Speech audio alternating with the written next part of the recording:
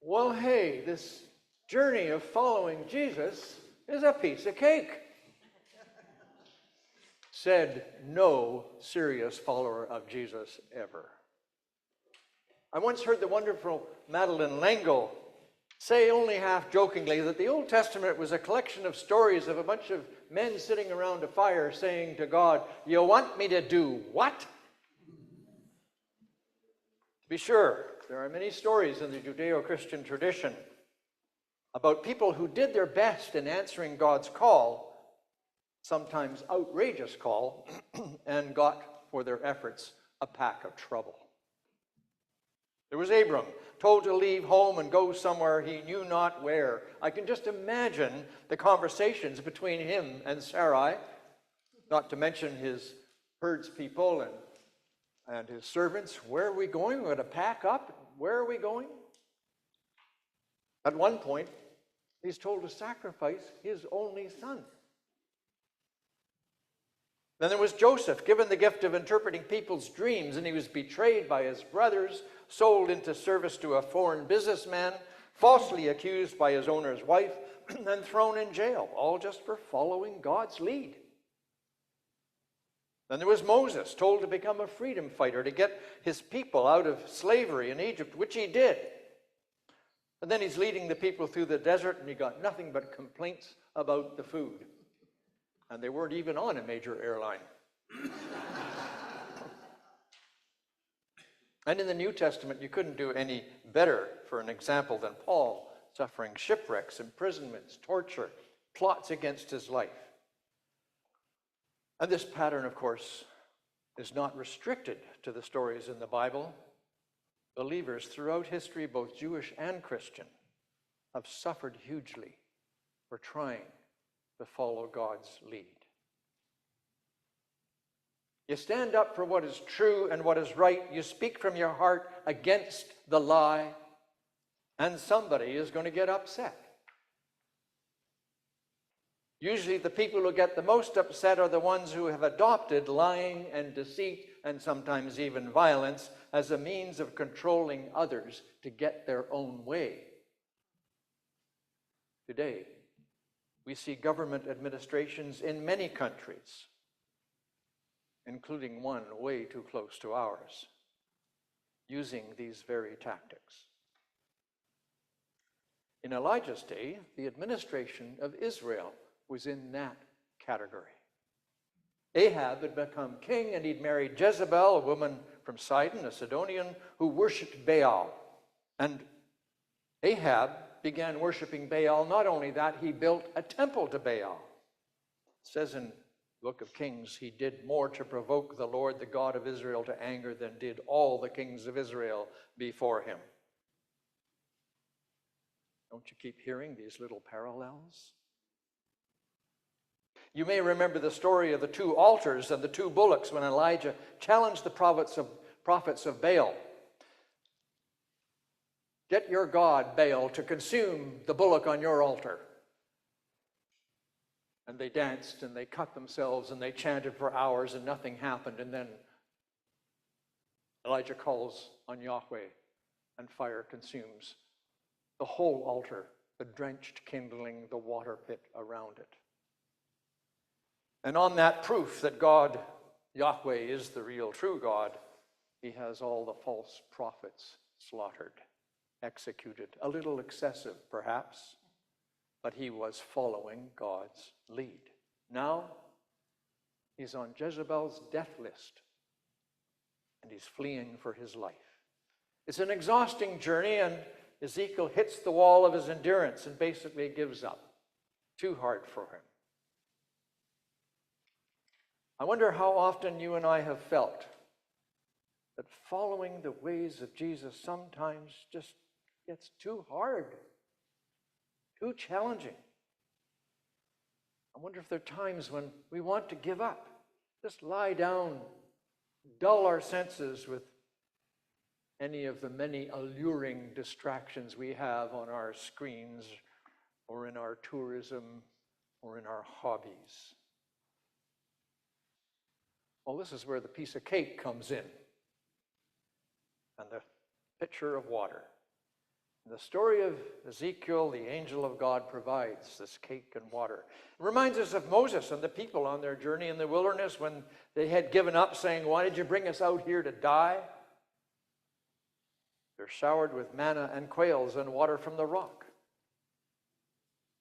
It seems that when the troubles we get for following God become overwhelming, if we can just wake up, God is already there, providing that piece of cake, that relief, that assurance, that hope.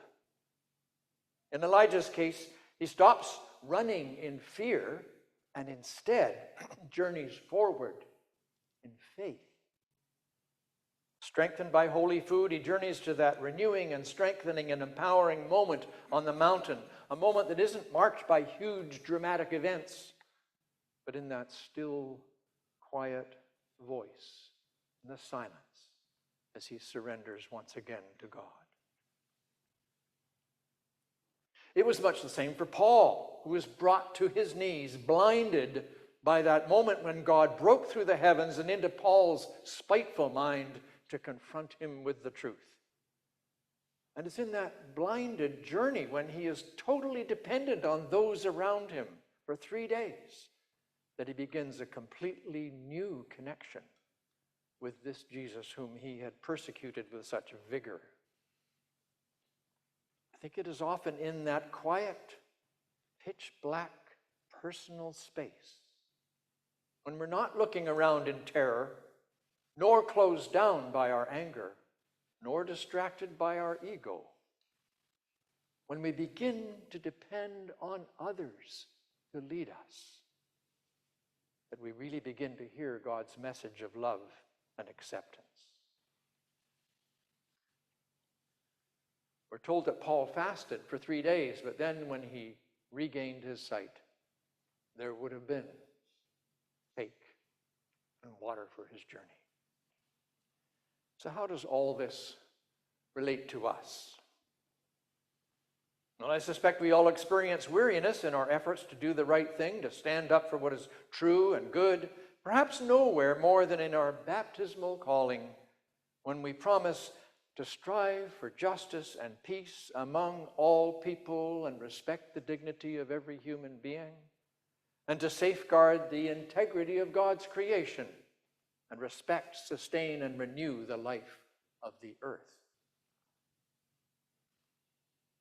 In this country, we had a truth and reconciliation process, and 10 years later, only 8 of the 94 calls to action have been enacted.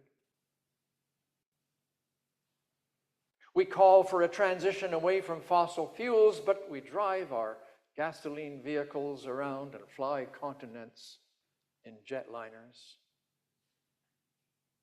We recycle and reuse as much as we can, but we know that the plastic food containers that prevent illness and the computers and printers in our offices will eventually end up as microplastics in the ocean. We know that for every letter of protest we write, there are 10 professional lobbyists in the halls of power, making sure that their planet-polluting businesses expand even more. The Jezebels of our world seem intent on destroying us. It's truly discouraging. It's exhausting. We're tempted to give up, to find a bush somewhere to crawl under and die. Yet we know that the struggle for the healing of our world and our environment is a struggle we cannot give up. And we find that God has set out for us cake and water. God knows the journey is too hard. He has a special moment for us when we can all hear that still, small voice. Where and when, you ask? Well, believe it or not, right here. Some of us experienced one version of it here on Wednesday night. I came to hold an evensong. Pretty weary. Well, okay, I'm 78 and I'm often weary. But in that quiet service, with no storm, no earthquake, no thundering voice, but in the very center of that liturgy, in a moment of deep silence that we shared, I could sense that comforting voice. I know that journey is hard, but there is food for you. There is strength for you. Well, then after the service, we sat down and enjoyed a wonderful meal together. A meal that was both physical sustenance as well as the spiritual nourishment of our meeting and connecting with each other. And here we are again, around a table, taking a time out from that exhausting journey of standing up for what is right and true and good, loving our neighbors as ourselves. And here is bread, and here is wine. The presence of our God incarnate, feeding us with divine love, both in this mysterious sacrament at the altar and in the equally mysterious sacrament of our connection with each other in this community of faith. So, my friends, after all, I believe we can say, only partly facetiously, hey, this journey following Jesus might be hard, but it's a piece of cake.